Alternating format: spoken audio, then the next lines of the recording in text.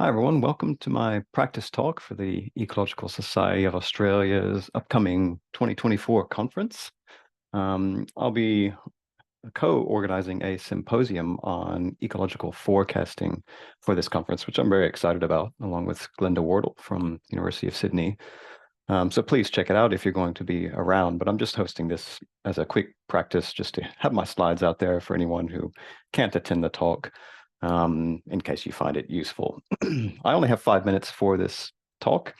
I'll probably go a bit overboard for this practice, but that's fine. I might embellish a little bit more. But thank you all for coming.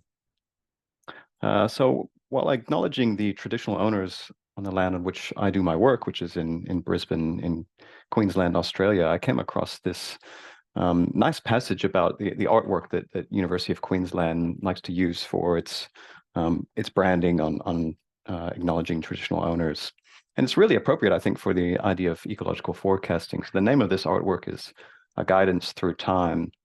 And it's meant to really, it's by some local artists, some Quandamooka artists, who commissioned this for the University of Queensland. And it's really about walking together and encouraging collaborations and truth-telling as individuals, both as Westerners and as traditional owners as well, and telling stories through time. So I think it's really a beautiful way to link this with the idea of ecological forecasting, which is all about working with time and understanding how things change through time. And speaking of which, I think this quote from Heraclitus on there's nothing permanent except change really highlights the challenge and the opportunity that we have when it comes to ecological forecasting. So what we're trying to really do here is understand, how is ecology going to change in the future? What is a future ecology going to look like?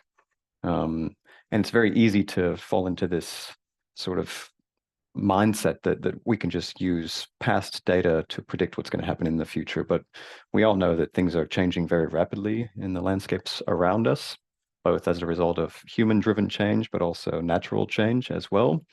And really, the only thing we can really count on is the fact that things are almost certainly going to change. And it's up to us to try and understand how much of that change we can try and predict and how much we're willing to tolerate that we can't predict, so that we can actually use ecological predictions to try and help make better decisions about how to protect the environments around us and just understand what kind of change we expect to see in the future. So where are we now when it comes to ecological forecasting? I like to think of it in this way, that we like to make predictions about how we think things will happen in ecology, and then ecology laughs in our faces and spits the dirt on us and basically makes us, humbles us into realizing that there's a lot about ecology that we don't understand. And so it's really worth, I think, taking a moment to step back and say, well, what can we actually do a little bit better? What could we do better than the traditional sort of ecological measurement and analysis pipeline, which tends to be very linear, to try and improve our understanding of ecology and improve our ability to make forecasts. And so here's a car. This is I think, a useful example to help us try and realize what we could actually do differently. So if we were tasked with this goal of building a car like this, something that could drive off the production line and be useful to customers, where might we actually start? And the traditional way in ecology, I think, looks a bit like this. We might start with a wheel, and then we might put two wheels together with an axle. Okay, that's useful. So we're building the ground up. We might put the body together, and then when we put the wheels with the body and the rest of it, then we've got a car. Okay, and that's a sensible, logical way of thinking about the problem. And ultimately, we end up with what we want. We end up with a viable car. But the issue that we have here is that at no point along this pipeline did we have a viable product, right? None of these components that we built could really be useful to someone who needs a car, right? What are they going to do with a wheel or two wheels and an axle with no engine or no body? And how can they actually use this to get from A to B? And I like to think about forecasting in this kind of way, or anything to do with ecological prediction and analysis.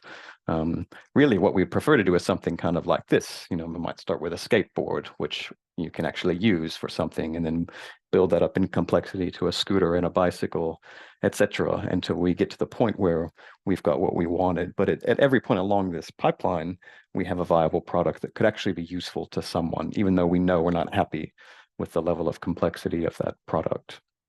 Okay, so I think we can try and mimic this when it comes to building analyses and pipelines for studying the things that we're interested in when it comes to ecology and ecological forecasting. So I'd like to sort of finish with a few, I think, pertinent questions in ecological forecasting that I think we should try and keep in mind when it comes to building this kind of minimum viable product. And I've listed some questions that I think are very common questions in forecasting in general, and then I've also listed alternatives that I think might be slightly better questions. So the first one might be, okay, how do we evaluate a forecast? What makes it good and not good? I think it might be better to actually reframe that and think, well, what would make this forecast useful? And how could I communicate whether that forecast is useful or not? Who's going to use my forecast? How are they going to use it? And what can I do to make it more useful to them without actually maybe changing the underlying, machinery of the forecast? So that's one good thing that I think is always worth thinking about when it comes to building a forecasting pipeline. Something else is kind of related, how do we improve the accuracy of our forecasts? It's something that we often like to think about a lot as academics, for example, or even maybe applied scientists. But again, I think we could reframe that and think about it in a little different light. What are the limitations of this forecast? What's the shelf life of my forecast? At what point does it not become useful anymore at all? Because the data have changed, the landscape has changed, etc. The decision makers have changed. So rather than, obsessing too much about trying to squeeze a bit more accuracy out of our predictions, we might want to think about it in this kind of light. And finally, how can I obtain more data to train my models? We obviously often need a lot of data to train the kind of models that we want to train, especially if they're complex models. And that's fine. That's a useful thing to think about. But again, it might be worth thinking about, well, how relevant is the past when forecasting the future? How far back should I be collecting data? And at what point are these past data just totally different to what we're observing now, and sort of giving us more noise than actual utility when it comes to improving our predictions? Okay, so hopefully that leaves a few questions, and I think there could be many, many more that we could all speculate about, and it might be a good exercise to think about what are the most useful questions that we could actually keep in mind when it comes to building a forecasting pipeline for ecology.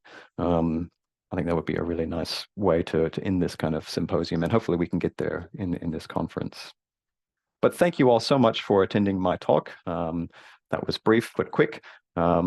But I hope that was valuable to some of you. And if you're going to be around for the conference, then please stop by and have a chat. I'd be very interested in hearing your thoughts about these kind of ideas. Thank you so much.